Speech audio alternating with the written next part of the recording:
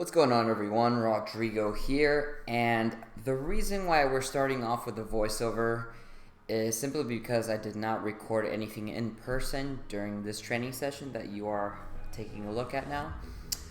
You also notice that I am at a different gym or a different training facility that I am normally in.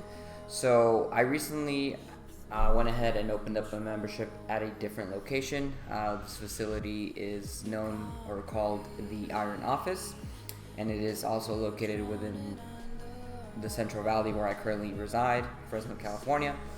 So yeah, that's pretty much why I decided not to record in person, just because it was my first training session at a new location, and honestly I didn't really want people looking at me really funny recording on my first day there. So you can call that for what it is, but other than that, training moved decent, considering the fact that I was squatting on a Texas power bar. And for those of you that don't know the difference between a Texas power bar and your typical or common Rogue Ohio power bar, the Texas power bar has a lot more whip to it, a lot more bend compared to the Ohio power bar.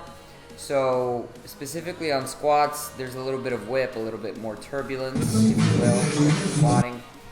And because I had two tempo singles, they just felt a little bit harder than what they should have. But other than that, the back off work was pretty straightforward, and obviously the dumbbell Bulgarian split squats were pretty easy as well. What is going on, everyone? Rodrigo here, and today is day number 6 of 6, week 1 of block 2. So it's the final training session of the week. Shout out to Asher, my client, doing some good work here today. And yeah, speaking of today, it's a deadlift session. So my secondary day, specifically narrow stance sumo deadlift, and then we're gonna follow that up with competition style bench press. But it's a little bit different as opposed to like a long pause or like a typical 2 count. It's going to be a soft touch, aka t-shirt press, maybe a little bit of a spoto press, but it is touching my chest cavity or at the pause slightly, just to make sure that I'm getting that full range of motion and really helping me become more aware of maintaining elbow position, scapula position at the bottom or at the pause of the bench press. So other than that, it's just some more supplemental work. And yeah, that's it.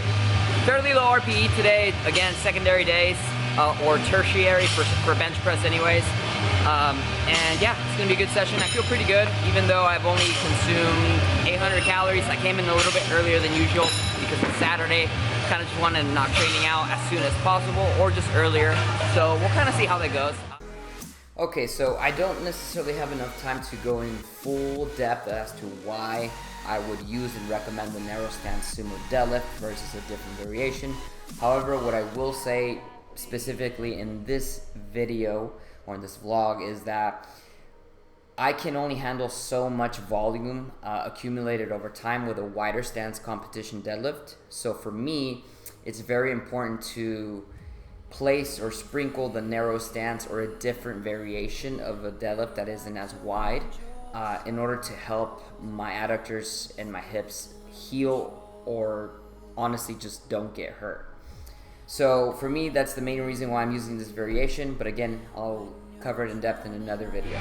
Okay, so long story short, I screwed up. I should have had that third meal. Should have came in later like I typically do, because I'm feeling really beat up. Still under recovered obviously from yesterday's session, you know, the squats, 2 singles, tempo singles, and some back off work, and then some hypertrophy work on top of that, or supplemental work. So, you know, it is what it is. Definitely didn't move the numbers I was anticipating today, but it's okay. It's only week 1, and you know, it is what it is. But with that being said, 3 more weeks to build, and yeah.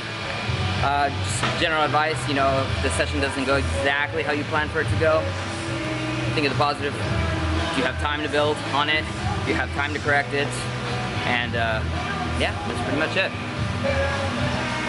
1 more set to go.